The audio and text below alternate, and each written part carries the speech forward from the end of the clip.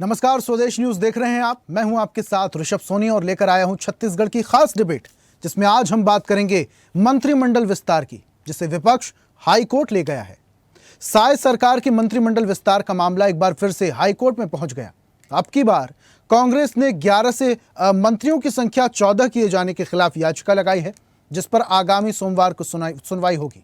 साय सरकार में लंबे इंतजार के बाद 20 अगस्त को मंत्रियों की संख्या 11 से बढ़ाकर 14 कर दी गई।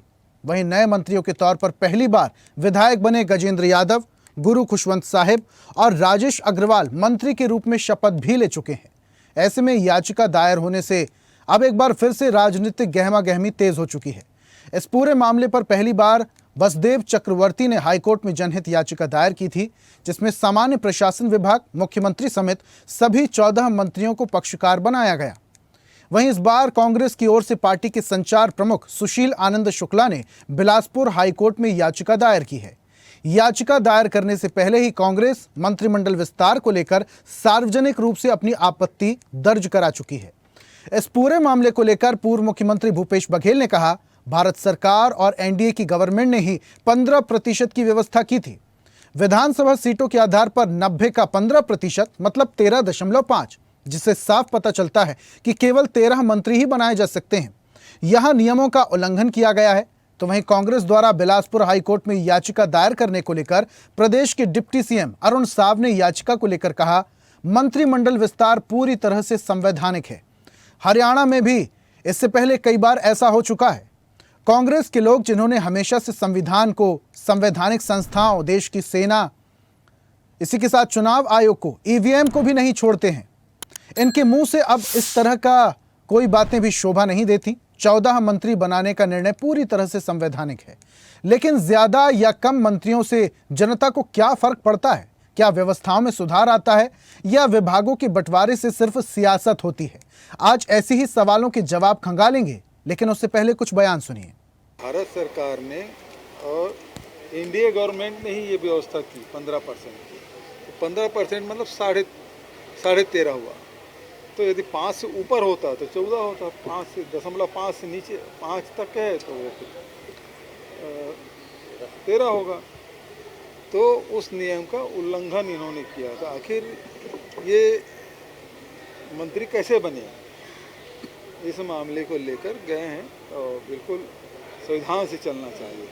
हम तो प्रस्ताव दिए थे भारत सरकार को, विधानसभा सर्वसम्मति से पारित करके भेजे थे, 15% बढ़ा के 20% किया जाए, जो छोटे राज्य हैं। देखिए, संवैधानिक रूप से किसी भी राज्य का या केंद्र का जो विधानमंडल होता है उसका 15% ही मंत्रिमंडल हो सकता है। छत्तीसगढ़ में उसका उल्लंघन हुआ है। 90 विधायक हैं, अर्थात 13 से अधिक मंत्रियों की नियुक्ति नहीं हो सकती है माननीय मुख्यमंत्री को मिला के। लेकिन जो अभी 3 मंत्रियों की नियुक्ति हुई है, उसके बाद छत्तीसगढ़ का मंत्रिमंडल 14 का हो गया है। इस मामले को लेके कांग्रेस पार्टी की तरफ से हमने एक रिट याचिका दायर की है, जिसपे माननीय बिलासपुर उच्च न्यायालय में जो लिस्टिंग है और मंडे को उसकी सुनवाई होगी। हमें पूरा भरोसा है कि अदालत से जो निर्णय आएगा वो संविधान के हितों की रक्षा के लिए आएगा। देखिए, ये पूरी तरह से संवैधानिक है, लंबे समय से हरियाणा में भी चल रहा है और ये कांग्रेस के लोग, जिन्होंने हमेशा संविधान को, संवैधानिक संस्था को, देश की सेना को, चुनाव आयोग को, ईवीएम को, ये किसी को छोड़ते नहीं है और इनके मुंह से इस तरह की बातें शोभा नहीं देती है। 14 मंत्री बनाने का निर्णय ये पूरी तरह से संवैधानिक है। तो मंत्रिमंडल का विस्तार हुआ, जिसको लेकर कांग्रेस हल्ला बोल कर रही है। अब कांग्रेस हाईकोर्ट पहुंच गई है। हाईकोर्ट इसलिए क्योंकि संख्या पर कांग्रेस को आपत्ति है। कांग्रेस का कहना है कि 13 मंत्री बनाए जाने चाहिए थे, जबकि बनाए गए 14। इसको लेकर अब सियासी बयानबाजी भी हो रही है। आज हम इसी मुद्दे पर चर्चा करेंगे। हमारे साथ कुछ मेहमान जुड़ रहे हैं। बीजेपी का पक्ष रखने के लिए आलोक सोनी हमारे साथ हैं और कांग्रेस से हमारे साथ रूपेश दुबे जी हैं। सबसे पहले रूपेश दुबे जी, आपके पास में आता हूं। आप लोग बोल रहे हैं कि ये जो मंत्रिमंडल का विस्तार हुआ है ये असंवैधानिक हुआ है।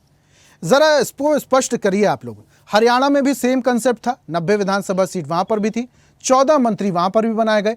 छत्तीसगढ़ में भी सेम कंसेप्ट। आप लोग बोल रहे हैं कि एक मंत्री ज्यादा बना दिया गया। 13.5 का अगर प्रतिशत आता है तो उसको अगर पूरा लेंगे तो 14% तो होते ही, 14 मंत्री तो होते ही हैं। ऋषभ जी नमस्कार। आलोक भाई नमस्कार। ऋषभ जी, जिस प्रकार से 91 संशोधन 2003 में संविधान में हुआ, ठीक, और अनुच्छेद 164(1)(a) के अंतर्गत जो मंत्रिमंडल का जो विस्तार है, मंत्रिमंडल का गठन है, उसमें 15% किए जाने का प्रावधान पास हुआ। छत्तीसगढ़ में भाजपा की सरकार पहले भी रही और अभी वर्तमान में भाजपा की सरकार है। जो 90 विधायक दल के हैं हमारे विधायक, उसके अनुसार में 13.5% होना चाहिए। यह सामान्यतः एक गणित का सिद्धांत भी है कि यदि 0.5 में आता है तो उसको नीचे माना जाता है, और 5 से ऊपर 6 आ गया तो उसको बिल्कुल निश्चित रूप से पूरा मान करके 14 माना जा सकता है। अब तकलीफ यह है कि जिस प्रकार से भाजपा अपने निहित स्वार्थ के लिए राजभवन का भी दुरुपयोग करने से नहीं बचती, नहीं चूकती, ये छत्तीसगढ़ में प्रमाणित हो गया। कांग्रेस के सरकार के समय हमने आरक्षण विधेयक पास किया, राजभवन में मामला लटक गया।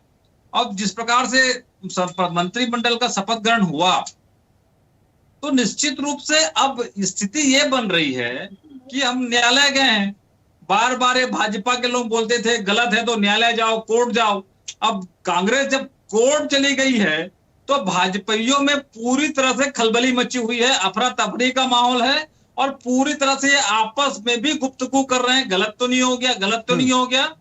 देखिए, संविधान के अनुसार में चलना हम सब भारतीयों का प्रथम दायित्व कर्तव्य होता है, और जिस प्रकार से संवैधानिक संस्थाओं का दुरुपयोग भाजपा करती है, संवैधानिक संस्थाओं का क्रियाकलाप पर कलंकित करने का काम भाजपा कर रही है, उसी तर्ज में छत्तीसगढ़ की भाजपा सरकार ने 13.5 की कुव्याख्या करके 14वें मंत्री के रूप में शपथ दिलाया है। आने वाले दिनों में चूंकि मामला न्यायालय में है और माननीय न्यायालय का जो निर्णय आएगा वो सबके लिए सिरोधार्य होगा, और भारतीय संविधान में जो प्रावधान है उसका भी स्पष्टीकरण सबके सामने आ जाएगा। रुपेश जी, 6वीं 7वीं 8वीं में ये दशमलव की जो गिनती है ये पढ़ाई जाती है, और इसमें ये स्पष्ट कहा जाता है कि दशमलव के बाद अगर 4 है तो दशमलव के पहली की संख्या में 1+ नहीं हो सकता, लेकिन अगर दशमलव के बाद वाली संख्या में 5 या 5 से ज्यादा है तो दशमलव के बाएं साइड लिखी हुई जो भी संख्या होगी उसमें 1+ हो जाएगा। इस हिसाब से अगर ये गणित आप देखते हैं, ये संख्या आप देते हैं, तो ये बिल्कुल सही है।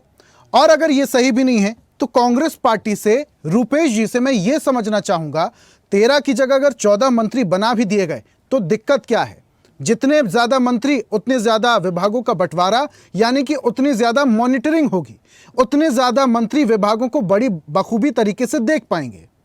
ऋषभ जी, ऐसे स्थिति में तो विभाग तो बहुत सारे हैं, 90 विधायक हैं तो 55 विधायक हैं भाजपा के, तो 55 के 55 को ही काट दे देना चाहिए। जितना विस्तार हो सकता है उतना तो किया जाए।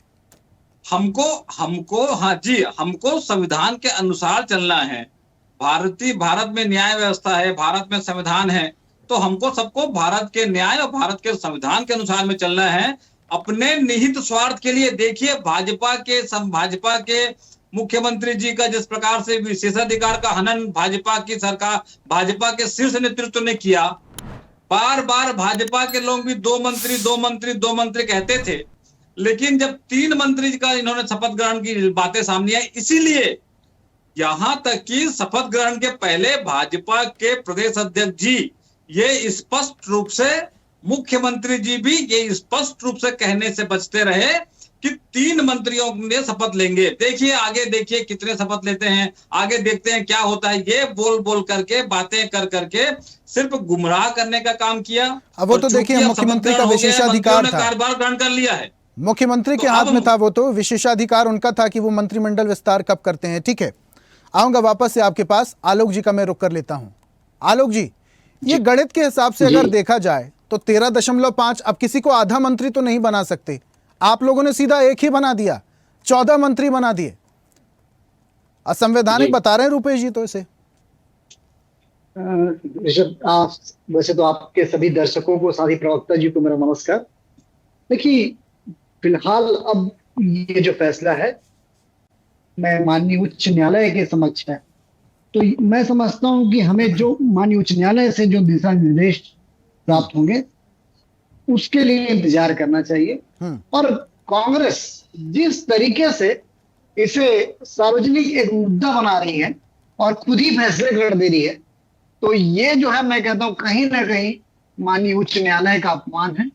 और जो लेकिन व्याख्या आलोक जी, संविधान में की गई है अगर इसे 2003 कंसीडर किया संशोधन जाए, में मैं भी बता दूं। आलोक जी, अगर इसे कंसीडर किया जाए, जी, 13.5 14 नहीं हो सकता, 13 चलेगा, जी। लेकिन 14 नहीं हो सकता, तो किस हिसाब से आप लोगों ने 14 मंत्रियों का विस्तार कर दिया? वही वही मैं कह रहा हूं कि देखिए, आप जो नियम ये कहता है कि जब जो भी आपकी विधान 2003 का संशोधन है, ये भी आप जाना, हमने 2003 में जब माननीय श्री रमन सिंह जी की सरकार थी, उस समय 18 मंत्री हुए थे। जब ये संविधान संशोधन हुआ तो उस समय पे भी 5 मंत्रियों को जो है वो इस्तीफा देना पड़ा, तो उसके बाद 13 मंत्रियों के साथ में मंत्रिमंडल चला था जब ये नया संविधान संशोधन हुआ। अब नियम ये कहता है कि आपकी कुल विधानसभा की संख्या का 15% मैक्सिमम, अब 13.5 जो है वो ना तो 15% को एक्सीड कर रहा है, ना 15% से कम भी हो रहा है। तो ये किसी कहानी जो है, और ये इस वक्त जो है, ये मामला जो है इस वक्त देखिए, फिलहाल यदि आप देखेंगे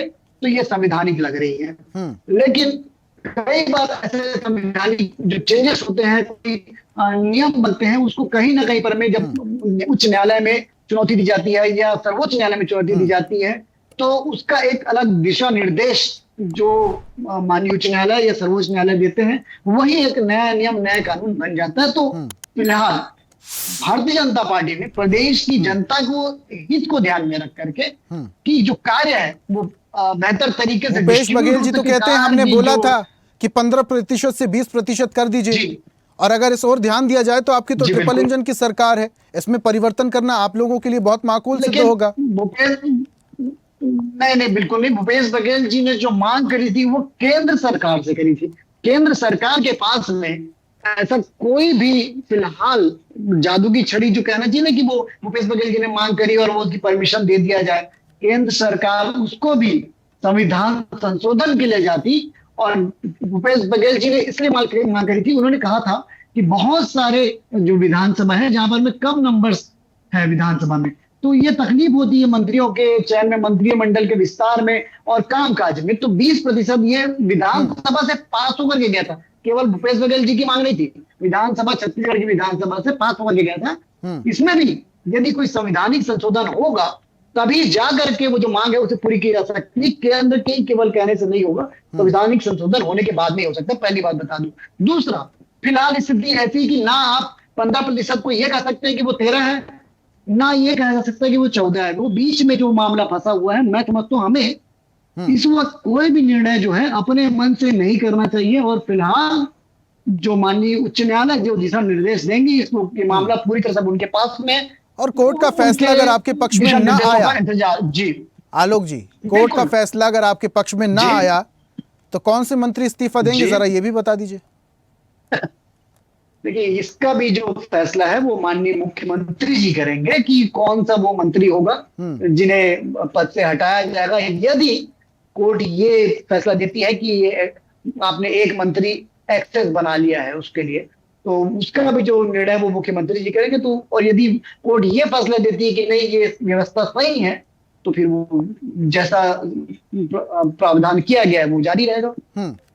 ठीक है रुपेश जी, इस हिसाब से तो आपको हरियाणा में जो सिनेरियो है उसका भी विरोध करना चाहिए। क्या हरियाणा में भी अब आप हाई कोर्ट पहुंचेंगे?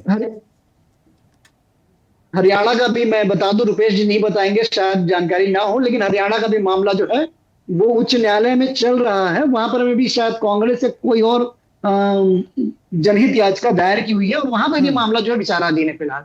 उसका भी कोई निर्णय जो इस वक्त नहीं आया है। तो अब ऐसे तो फैसले तो आलोक जी, ऐसे तो फैसले जो हैं वो कोर्ट में लंबित रहेंगे ही, क्योंकि सबसे ज्यादा लोचपूर्ण प्रणाली जो है वो भारत की है, कानून व्यवस्था की हमारे। तो ऐसे तो आपकी सरकार कार्यकाल पूरा करके आगे भी बढ़ जाएगी और मामला कोर्ट में ही लंबित रहेगा। मैं पूर्ण यकीन रखता हूं, पूरा यकीन है मुझे कि इस मामले पे शायद त्वरित रूप से, क्योंकि बड़ा मामला है, बहुत बड़ा जनहित से जुड़ा मामला है, तो माननीय उच्च न्यायालय जी जो है त्वरित ठीक है, निर्णय लेकर रुपेश के जी, इस क्या पे लगता है फैसला करेंगे, हाई कोर्ट में आप क्लैरिटी लोगों करेंगे। ने याचिका दायर कर दी है सुशील आनंद शुक्ला जी ने, कितनी जल्दी फैसला आ जाएगा, कुछ कह सकते हैं इस बारे में? ऋषभ जी, जिस प्रकार से आलोक जी ने स्वीकार किया और भाजपा में कितनी आंतरिक कला है, इस मामले में हड़बड़ाहट है कि हरियाणा में मामला कोर्ट में गया है, अभी तक फैसला नहीं आया है, इतनी बारीकी से ये अध्ययन किए हुए हैं। देखिए, सुशील आनंद शुक्ला जी हमारे प्रदेश कांग्रेस कमेटी के प्रवक्ता चेयरमैन हैं, मीडिया चेयरमैन हैं, और उसके बाद उनकी प्रत्येक बातें पूरी तरह से चिंतन मनन के बाद वो कदम बढ़ाते हैं। भाजपा के पास उनकी बातों को काटने का भी साहस नहीं होता। जिस प्रकार से आलोक जी ने बताया कि वर्ष 2003 में भाजपा की सरकार के समय 17-18 मंत्री थे, संशोधन होने के बाद 5 लोगों ने इस्तीफा दिया, आंकड़ा 13 में आकर के रुका। उसके बाद वर्ष 2008 में भाजपा की सरकार रमन सिंह के नेतृत्व में फिर से बनी, तब उन्होंने मात्र 11 मंत्री बनाए, और उसके बाद वर्ष 2013 में डॉक्टर रमन सिंह के कार्यकाल में जब तीसरी बार सरकार बनी तो मात्र 12 मंत्री थे। माने भाजपा की सरकार के समय ही ये व्याख्या करने में क्या चूक करते रहे कि 13.5, न्यूनतम 12 और अधिकतम 13.5, 15%। तो ऐसी स्थिति में आप किसी व्यक्ति को काट करके पूर्ण नहीं कर सकते कि एक व्यक्ति का धड़ को काट करके उसे कमर से लगा दो, 13.5 पूरा हो गया। देखिए, भाजपा को पूरी तरह से चिंतन मनन करना पड़ेगा और संवैधानिक जो प्रावधान है उसका पूरा पालन करना चाहिए। निश्चित रूप से मैं भी इस बात को विश्वास करता हूं, तो हमारे सुशील आनंद शुक्ला जी ने जो बातें माननीय न्यायालय के समक्ष रखी है, छत्तीसगढ़ में माननीय उच्च न्यायालय पर हम सबको भरोसा है, छत्तीसगढ़ में इस मामले में न्याय में देरी नहीं होगी, निर्णय बहुत जल्द आएगा और भाजपा के सरकार को बैकफुट में आकर के छत्तीसगढ़ की जनता से माफी मांगनी होगी। और ठीक है, 13 की जगह 14 किया जाना ये संवैधानिक नहीं है आप कह रहे हैं, लेकिन इससे कुछ और समस्या है, इसके पीछे भी कोई तर्क होगा ना रुपेश जी? सुशील आनंद शुक्ला संचार प्रमुख है, आप खुद कह रहे हैं उनकी बात को कोई नहीं काटता जब वो बात कहते हैं तर्क संगत बातें कर, कोई तर्क दिया गया होगा, कोई बड़ी बात सुशील जी ने कही होगी कि 13 तो 13 क्यों और 14 नहीं तो क्यों नहीं? ऋषभ जी, संविधान के अनुच्छेद 164 एक अ में स्पष्ट प्रावधान है कि जितने भी विधानसभा में विधानमंडल में सदस्य होंगे उसके 15% मंत्रिमंडल का गठन होगा। ये जो नियम की बात आप कर रहे हैं, ये नियम तो आप पहले भी बता चुके हैं, हमारे दर्शकों को भी पता है, लेकिन इससे समस्या मुख्य क्या है? अगर 13 की जगह 14 मंत्री अगर हो गए हैं, विभागों का बंटवारा हो गया, इससे मुख्य समस्या क्या है, जरा ये बताइए। क्या इसमें भ्रष्टाचार होने की संभावना आपको लगती है कि मलाईदार विभाग लोगों को मिल गए हैं तो मंत्री वहां पर घपला कर सकते हैं? क्या इस तरह की बातें हैं? ऋषभ जी, भ्रष्टाचार ये घपला की बात नहीं है, बात है संवैधानिक प्रावधान का।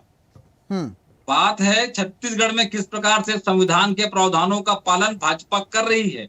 ये वही भाजपा है जो पिछले 3 बार सरकार में रही तो इन्होंने 13.5 के नीचे अपने आंकड़े को रखा, और ऐसी अभी कौन सी परिस्थिति आ गई? इसीलिए कहते हैं कि भाजपा में अधिनायकवाद है। और संवैधानिक संस्थाओं का मैं फिर से दोहराना चाहूंगा, संवैधानिक संस्थाओं का दुरुपयोग और संवैधानिक प्रावधानों का दुरुपयोग करने में भाजपा इस कदर माहिर हो गई है कि वो राजभवन तक अपने हस्तक्षेप को आम जनता के बीच में सार्वजनिक कर चुकी है।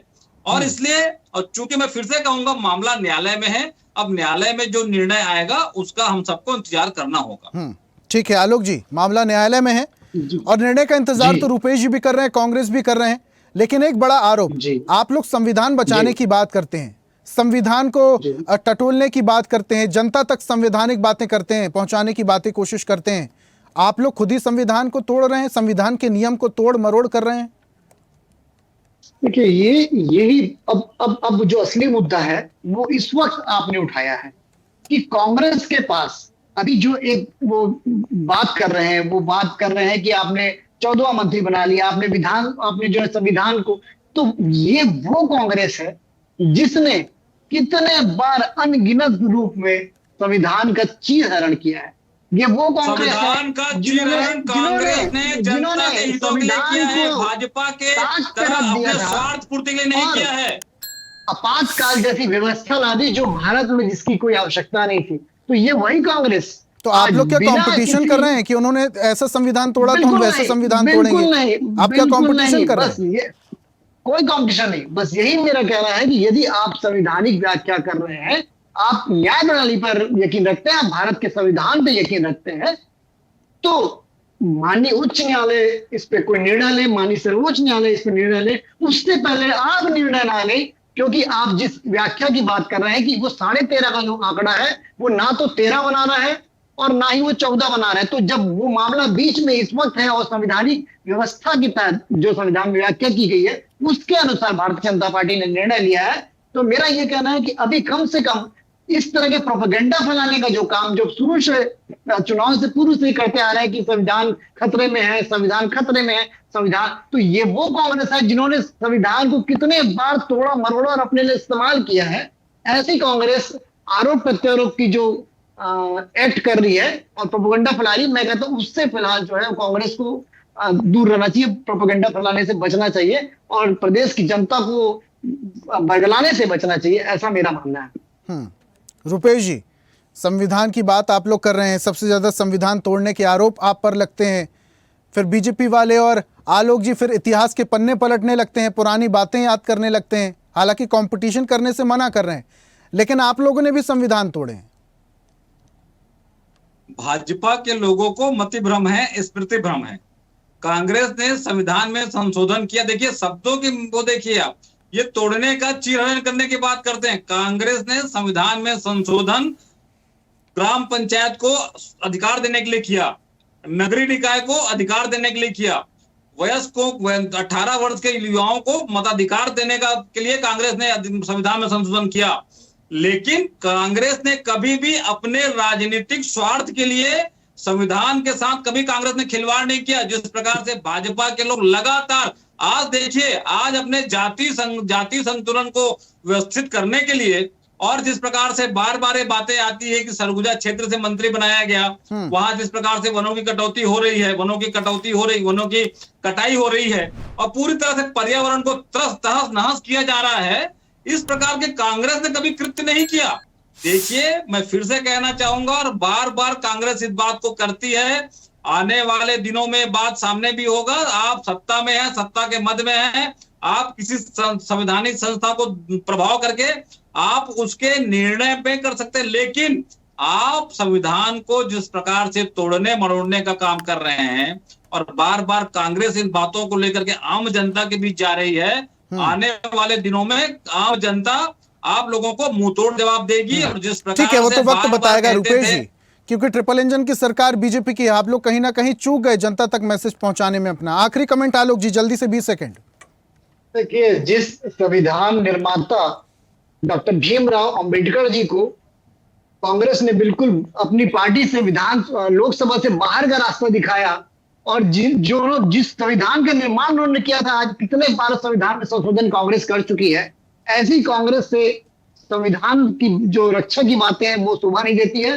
भारतीय जनता पार्टी जो है भारत के संविधान पर, भारत की जनता पर और भारत की न्याय व्यवस्था पूरा यकीन रखती है और जो देश हित और जनहित में जो फैसले लिए जाते हैं उसके साथ में पूरी अडिगता के साथ। ठीक है आलोक जी, देखिए जनता ने आप पर भरोसा जताया है, तभी आपकी ट्रिपल इंजन की सरकार बनी है। संविधान को बचाना, संविधान को सहेजना आपकी बड़ी जिम्मेदारी है। ऐसे में अगर आप पर आरोप लगे कि संविधान को तोड़ा जा रहा है तो इसमें चिंता और विचार करने की आपको जरूरत है। बहुत शुक्रिया आलोक जी हमारे साथ जुड़ने के लिए। रुपेश जी आपका भी बहुत बहुत शुक्रिया हमारे साथ जुड़ने के लिए, चर्चा में शामिल होने के लिए। आज हम बात कर रहे थे मंत्रिमंडल विस्तार की, जिसे विपक्ष हाईकोर्ट ले पहुंचा है। आरोप लगाए जा रहे हैं कि 13 की जगह 14 मंत्री बना दिए गए। अब इसको लेकर खींचतान मची हुई है, लेकिन इसका असर क्या होगा, कोर्ट की तरफ से फैसला कब आएगा और क्या फैसला आएगा, यह आने वाला वक्त बताएगा। आज की खास पेशकश में फिलहाल इतना ही।